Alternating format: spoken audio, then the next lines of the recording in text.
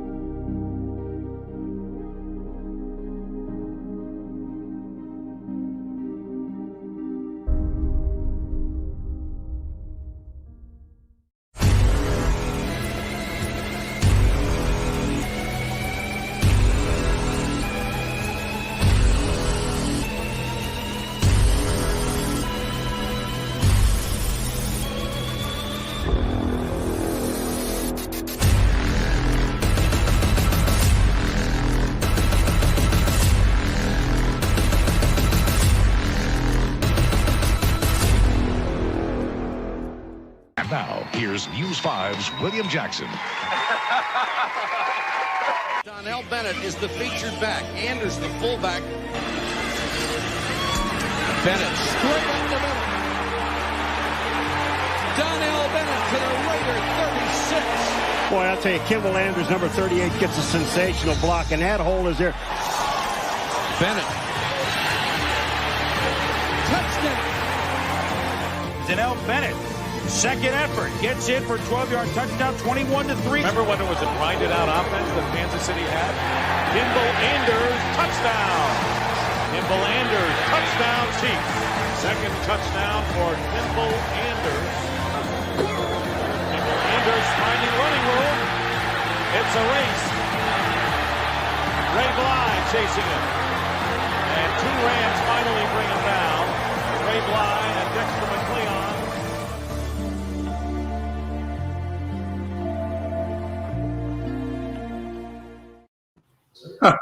Welcome to the Redzone Report, Chiefs fans. That brought back memories from the past big time. My name is William Jackson, former sports director at KCTV5 from 1994 to 2004. And I'm joined by a couple of guys who were there in my era. You know them well. Kimble Anders, three-time Pro Bowler right there. And Donnell Bennett, the beast from the U, as he likes to call it, back home there. And guys, you guys being former Chiefs media, former broadcaster there, this has to feel good. But the first thing I noticed, Arrowhead Stadium was packed again for the first time in a while, and the Chiefs didn't disappoint in the end, did they? Man, and they were loud, bro. The fans had to play a part in the opponent going back, muffling that snap and giving us an opportunity to go in and score a touchdown off of that, man. So just kudos to them for showing up and showing out. Yeah, you know, the Arrowhead Stadium is a beast within itself. That brings back memories. You know, like tonight was a special game because it was like I said, they didn't have fans there last year. They were able to get something this year, and it was a packed house. And it was a lot of fun to enjoy a great game. Oh, no doubt about it. Now, this Red Zone report is really nice. Noah Clint and Clint Schweitzer are the guys who originated this thing. They had tickets to the game, so they bailed on us on the first week for good reason, though, so they can set the tone, get the atmosphere right for the rest of the year. But they put this thing together, and I'm glad to reunite with you guys and get this thing together. Now, one thing, too, you guys played on the offensive side of the ball. Cleveland came out. The offensive line was no joke. They came out smoking, so much so they went for it and got the 2. But just talk about the dominance of that offensive line for Cleveland early in this game. Well, for what I seen early on, they was moving the ball really well. They look like a very good football team. I think they're going to be a force to be reckoned with as well. Obviously, they got 2 great running backs. They got receivers. Odell Beckham didn't play. But they have a lot of talent, and Baker Mayfield he held his paws tonight. He looked really good. He looked like a big time quarterback. So early on, they just was dominating at the line of scrimmage. They was moving the ball. It was funny because I even seen one play. I don't know if you've seen this down there. They did a fullback belly. I ain't seen a fullback belly play in a long time. So I'm like, okay, that's good to see stuff like that. But I mean, they look very good. Opening, particularly first half, was very impressive. Yeah. Anthony Schwartz, man, that guy, he's from South Florida, man. He went to American Heritage, man, and he is a phenomenal speedster. You hear me? And they did some stuff like Kansas City does with Tyreek, man. So it's interesting to see, when those guys come along that has that speed and how they can change the game. No doubt. And I was kind of surprised they didn't go to him more because a couple of times he worked free, but they just couldn't connect, he and Mayfield. But I thought they would do it, but they were running the ball so effectively. I guess they said they wouldn't go there. But again, like you said, down the road, he'll be one to be reckoned with. And he comes from your parts, huh? Oh, yeah, man. That dude, he's killed us several times. I hear you. Oh, yeah, big time. Now, talk about the Chiefs. Pat Mahomes, this guy's unbelievable. I didn't know this, that he's undefeated in the month of September since he's been a starter. And this guy, just the one play when he came back across the body to find Tariq, just talk about how good he is. Now, both you guys play pro ball. You've been with a lot of quarterbacks. Talk about Pat Mahomes, and does he continue to surprise you with the things he comes up with? Go ahead. Well, he definitely a game changer. He does stuff that's unorthodox, and he makes it look so easy. The kid has so much talent. And at the rate he's going, the numbers he's putting up right now is just going to be phenomenal. And I feel good about him for the next 10 years of doing something very special in the National Football League.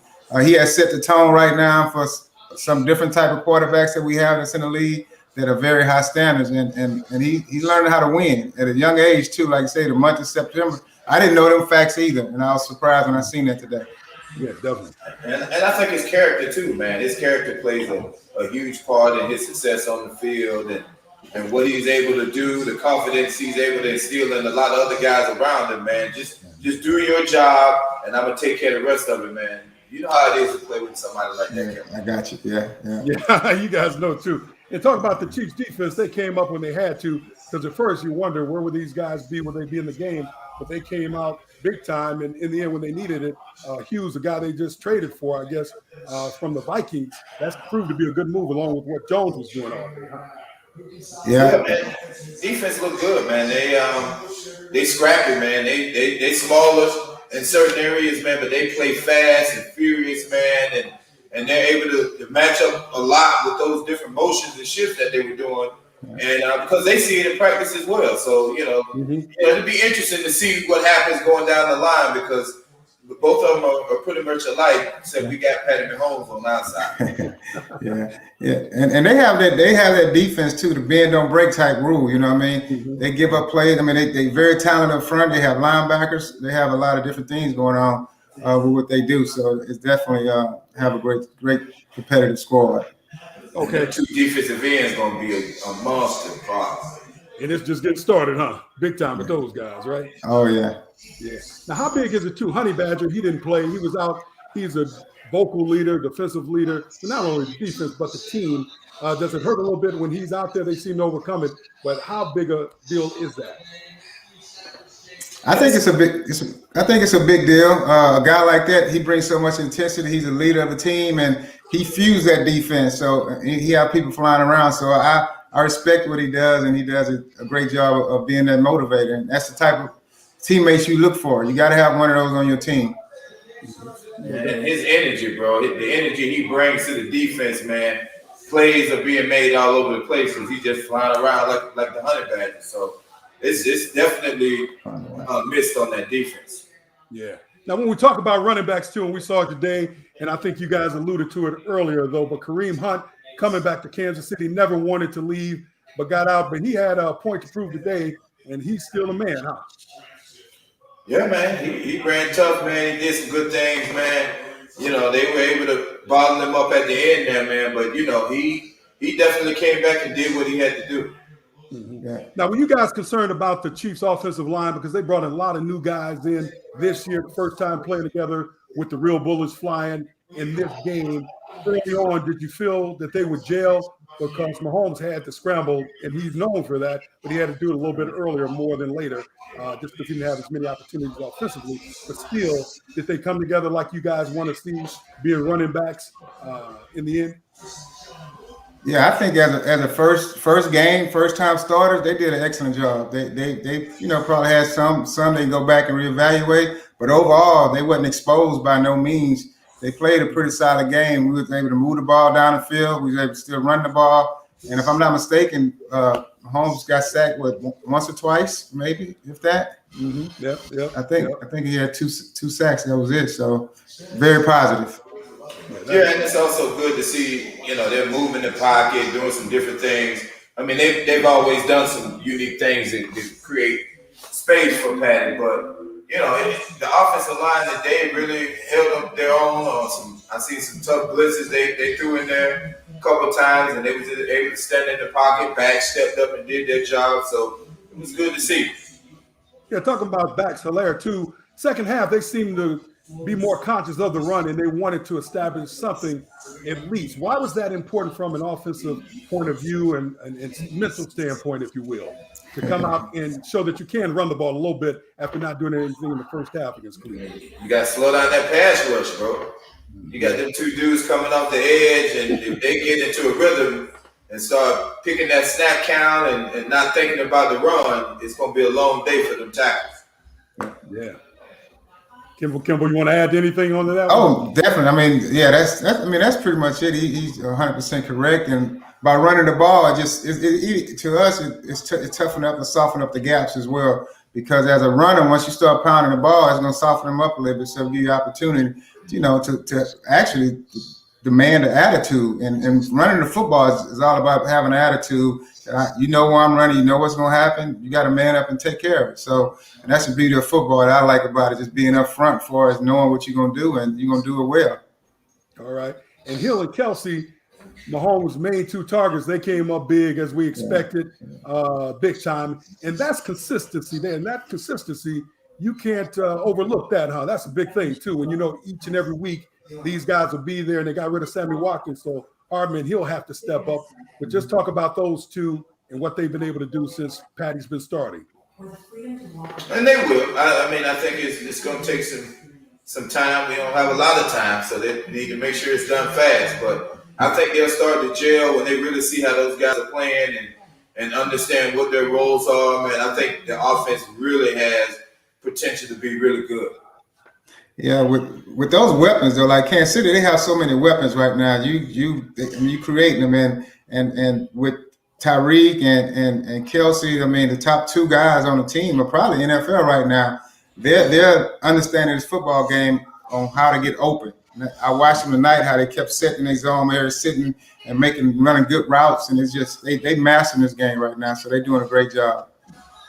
What have you guys been impressed about the Chiefs and Andy Reid since he's gotten there more than anything from the days when you guys were playing? Because, again, we were talking about this the other night, Kimble. When I was there, you guys went 13-3 twice, and we knew that you guys would make long runs to the Super Bowl and lose in the first round.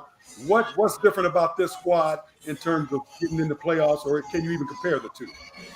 It'll be hard to compare. They got talent. They have a lot of talent. We had some talent. We wasn't sharp in every position, though, for a skill position wise. We didn't have those type of receivers that he had to work with. We never had our quarterback. You know, we got the Joe Montana late and all that stuff. But I think, and then the speed on the offense, consistent offense.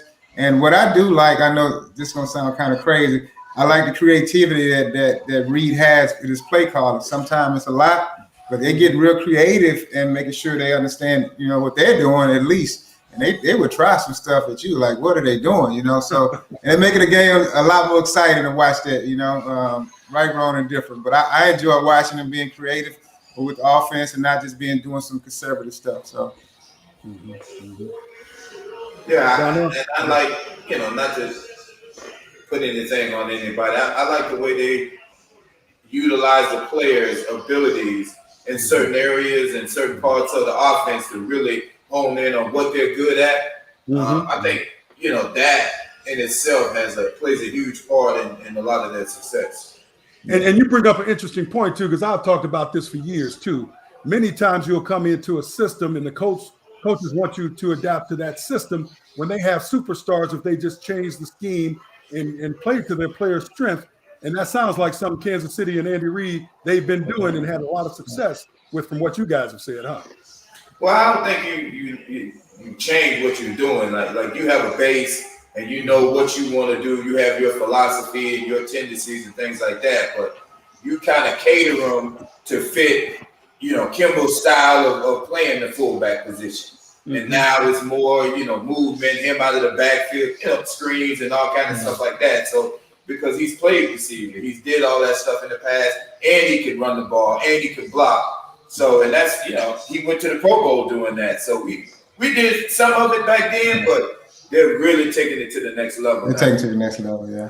And the thing, like I said, it's fun to watch, though. Like I said, when you sit down on the sideline and, everybody is a sideline coach and you start guessing what they're doing because we was watching the game today and then when they took the snap from under the center from the tight end going in motion, like, wow, that's some high school stuff. Who would do that in the NFL? You know what I mean? So they make it fun to watch, man. And it's one of those situations where when you enjoying the game itself, the game be so much fun. It's becoming easy too.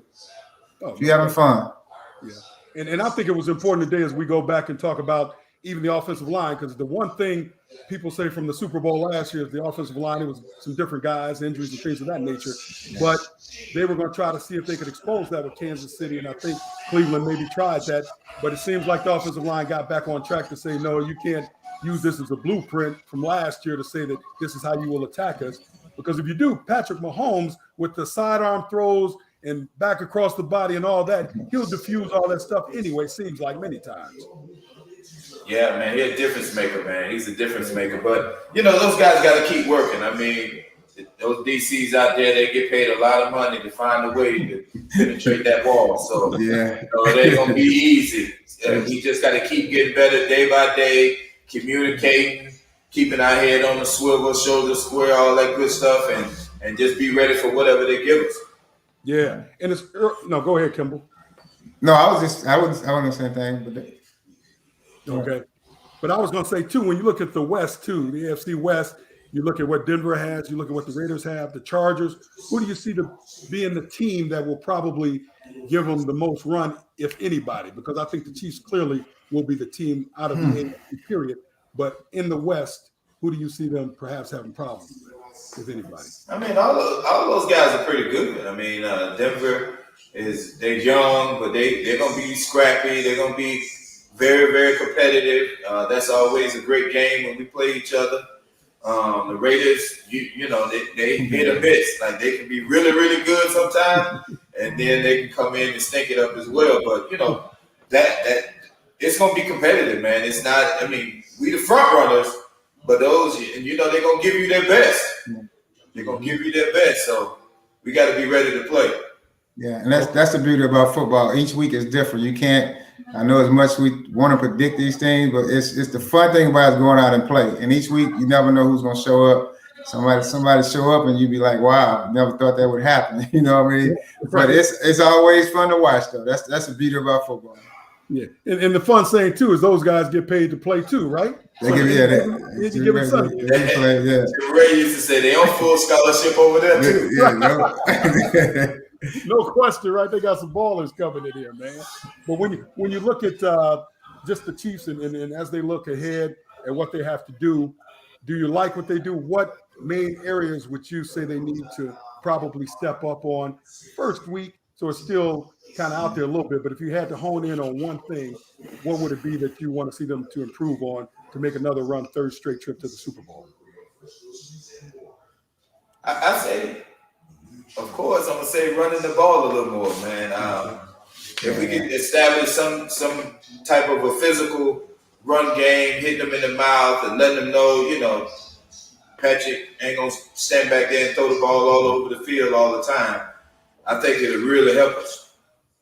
Yeah, that's true. I would agree with you on that one too, Donnell. Just a little more consistent in the run game. You have two good backs back there, and you got a fullback as well. So just being a little more focused on the run game, straight downhill. Because Hilaire, last year we had over 800 yards. It's rookie year. So, and he seemed to be a great balance. He does everything with his balance and his size. He's a short guy, but he's strong. So I see, I can see that being able to use him a little more would be a big help to the offense. Get him running downhill. You just gave a shout out to the short guys, Kimble. That's what it was. Yeah, he's 5'7", 5'6". I ain't how tall. You got to think, right? He's a powerful little runner, though. Yeah, big time. He might be a little bit shorter than you, and you 5'11", so he might be 5'10". Okay, he that short. Okay. Hey, when you talk about running backs too, and you all can address this big time too, how much of a difference is it, and how much does the game slow down after that first rookie year when you try to just get used to everything? Now you come back, you can exhale a little bit. Second year, does it slow down, and what kind of things can you pick up, and how do you really benefit after that first year under your belt? And like you said, you had 800 yards the first go round too. I think it's just constant learning. The game for me, I couldn't say if it slowed down to probably my 8th or 9th year when it just really kind of slowed down when I felt good about everything, because it's just so much constant learning. It's just you just got to be that guy that goes and understanding everything you have to do as a player to get prepared for a game mentally and physically, and more importantly mentally, because understanding the game and what you should be doing and what's right and wrong. You're still gonna make mistakes, but you understand that, and once you become mentally focused like that, the game do become a little easier for you. And there's no timeline. It could be a year, 2 years, 3 years, 5, 10. Who knows?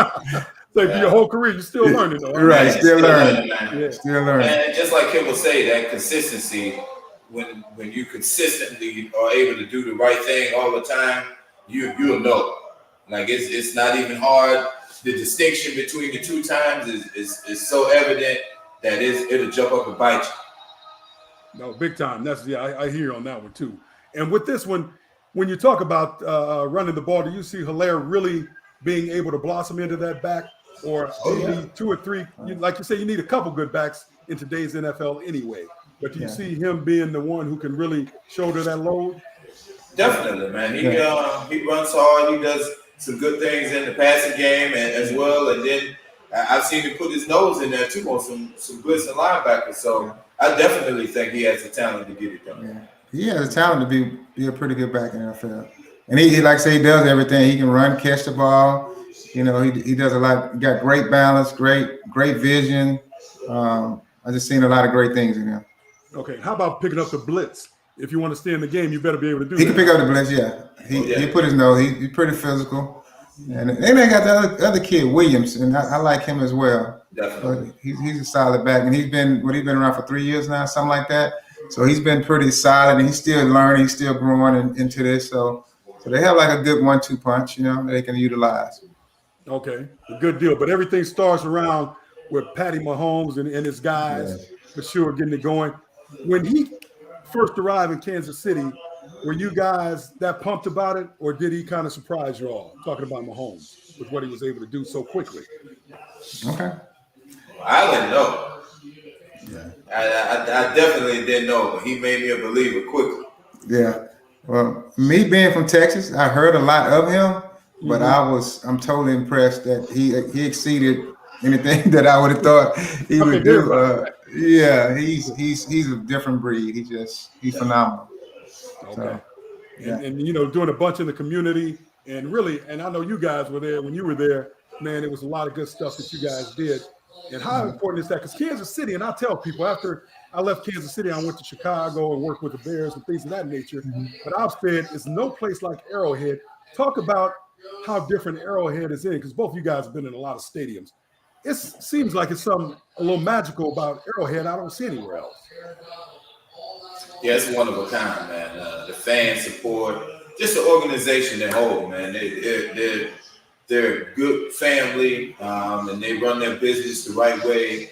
And it's a lot of love. It's definitely a lot of love when we come back and we in the community. What we get from them too, the love from them is just the fan base is incredible.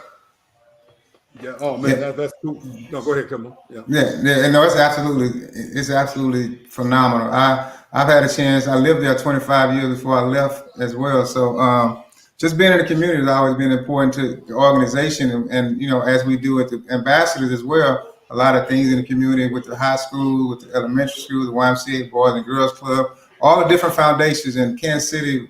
To me, they the one who kind of reared me into really being part of that, and that's been part of my life ever since. And I try to do that to this day because it's important for our youth, you know, to have someone. Oh, no question, to look up to and to see you guys, man. You see the kids light up when you walk in a room. And when you talk about the ambassadors, it seems like Kansas City, as you guys alluded to, man, is unique because everybody seems to be close-knit, really takes ownership of that. And I see a lot of guys, when they have like alumni day or whatever, you guys go back, it seems like it's some genuine love there, huh? Absolutely. Definitely, man. A lot of love, man. That group of guys is special, man. A lot of laughs and a lot of love. So when they won the first Super Bowl, were you guys there, or what was your reaction to it? Just tell me about how excited you were with that.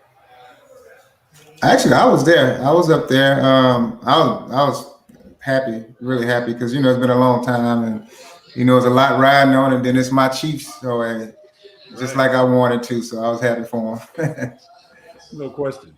Yeah, it was a lot of fun, man. We got a chance to see a lot of the old guys from the Chiefs and other teams as well, man. It was good to hang out and great to watch them win the game too. That's the day we got all the fullbacks in the 90s in one room, right? Yep.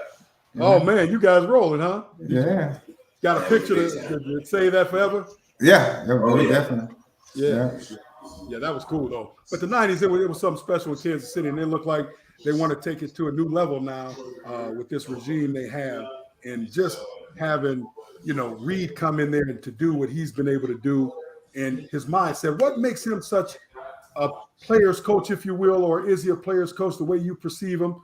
How does he get the guys to buy in and want to run through a brick wall for him, if you will?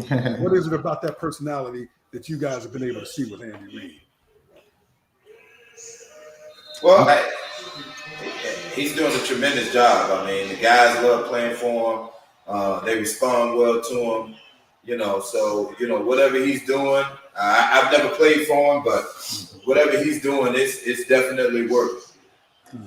I can imagine. I never had opportunity to meet him as well, but far as what I think of him, though, I think he's a genuine person. And when you find somebody that's genuine and cares and really, you know, gonna help you somewhere along the way, and you want to play for that guy. And that's how Marty Schottenheimer was a great guy.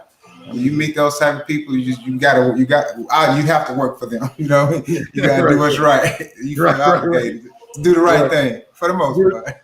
Yeah, do the right thing. And although we're talking about and we're marveling over the big win today by the Chiefs, either one of you guys have a special Marty story as we go back in time a little bit, something that really still cracks you up to this day as you have fond memories of your former coach?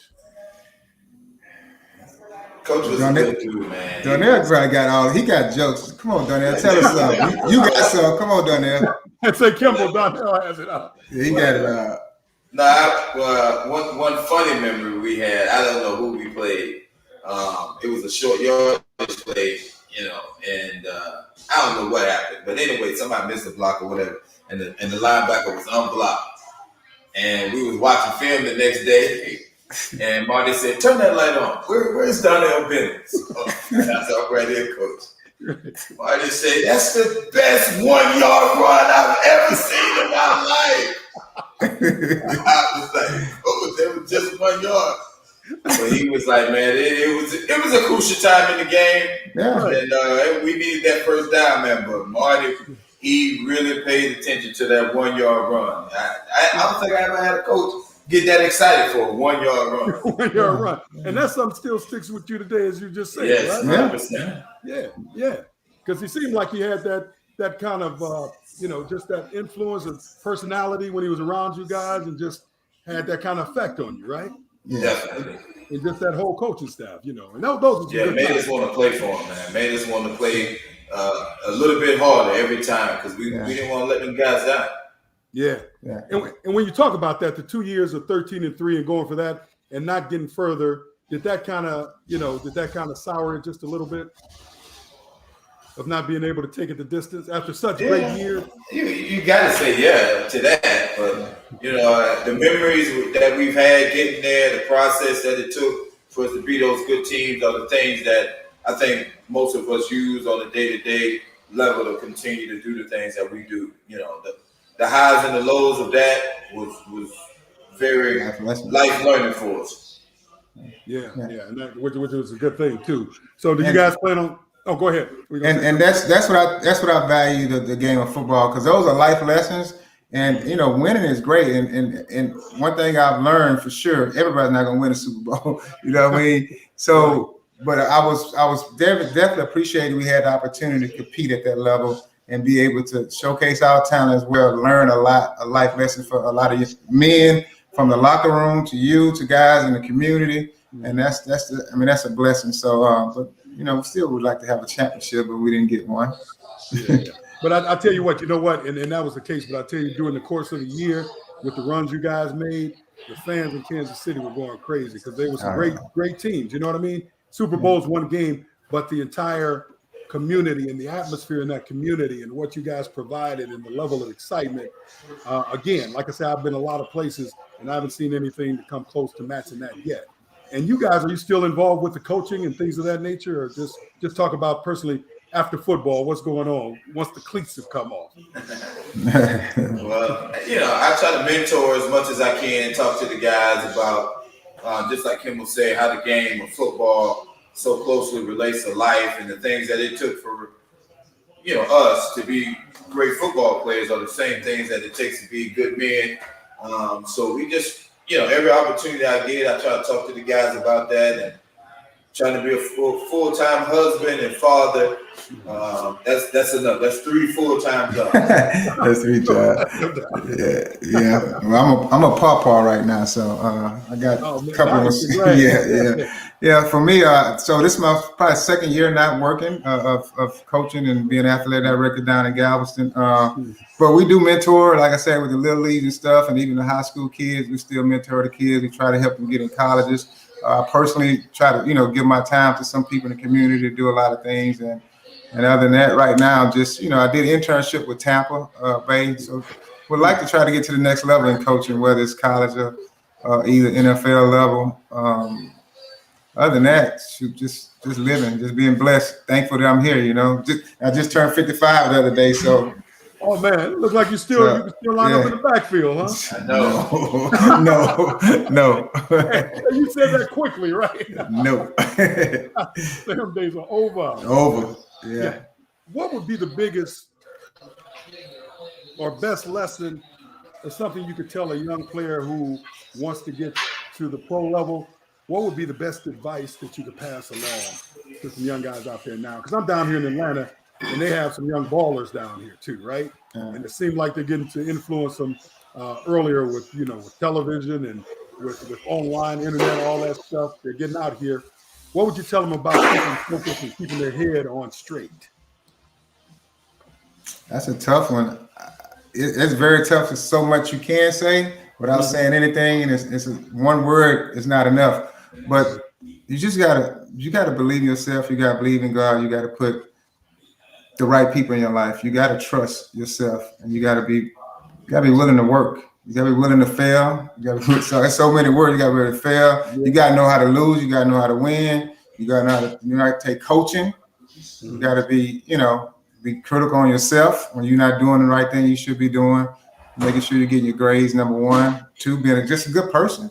And all that said to me is like just try to be a great person, somebody that cares, somebody that, because you don't care about this, you don't care about that, then what are you caring about? You know what I mean? Right. You have to really care. And when the kids say they love football, you gotta really mean that. It's a difference. It's a difference. So, like you said, Kimble, I think being willing to do the work is probably the most important part, because what it takes to care about other people and care about the game and respect the game and all that other stuff we talk about. It's work. It takes work. It takes hard work to be good on the field and off the field. But it takes a special person that's willing to do the work consistently in order for everybody to be successful. Okay. How do you think paying these college athletes now, and I know we've gotten off the subject, but it's such an important thing because we're talking about, with the young players coming into the league, but now they can become legitimate millionaires before they even see the NFL. I know Bryce Young, Bama's quarterback, has already gotten like $1 million in endorsements. Just talk about what you guys think about that and how much is needed or if it's needed. Well, I think you got to give it some time, like anything. I mean, you can make an argument either way. You could say that it could be bad for the game, and then some people can also say that it's best for the kids. And you just got to give it some time. You got to make sure the parameters are set in the right way, and make sure that it's going to afford an opportunity for every kid possible. Mm-hmm. Definitely. And I would kind of just concur with that because it's unknown right now. I think at some point it need to happen because making money off the players, in college and stuff like that, and the kids don't get anything. However, they do get education. That's the most important thing. So there's so many things you can stand on. So it's just not a right or wrong yet. We just got to figure it out. I think it's going to be some obstacles to overcome to see how this thing work itself out. Mm-hmm. But at least it's a start, huh? It's a start. It's not a bad start. We'll see though. Okay. Before we get out of here again, we talked about the Chiefs, a big win. They'll have to line up and do it again next week. Any closing thoughts on today's performance by the Chiefs and just the mindset as they look forward, as they seem to be back on track to keep this train rolling? Just stay consistent, one day at a time, one play at a time. Keep going. All right, Kimble? Yeah, I agree with Donnell. Consistency and putting everything together, making sure that they understand their task at hand. And I know they have a goal, but you got to stand on that goal on a daily basis. So just keep working hard every day. Just leave everything on the field. There you go. Sounds good. Hey, man, I got to tell you, man, it was a pleasure hooking up with y'all again after so many years. Definitely, bro. And I know we're going to do this again and do it more on the Redzone report. But, man, it's been a ball. Brought back some memories, and we'll get into that in later shows, right? Yes, sir. Some of the good times we used to have in KC. And, again, for all you Kansas City Chiefs fans out there, that was a huge win, down by 12, and they come back and win that thing. Defense tighten up when they had to. Patrick Mahomes and company just being the natural selves, doing what they have to do. And end result is a win. The Chiefs are 1-0 for the year and looking forward as they make a attempt to go to the Super Bowl for yet another year. It'll be the third straight year if they can get there. They like to notch that second win. So until next time, it was a pleasure for the fellas and myself to be with you. And we'll see you next time on the Redzone Report. Until then, have a good one. And we'll have the regular host back with us next week as well. Yes, sir. Yes, sir. All right. All right. All right. Thank you.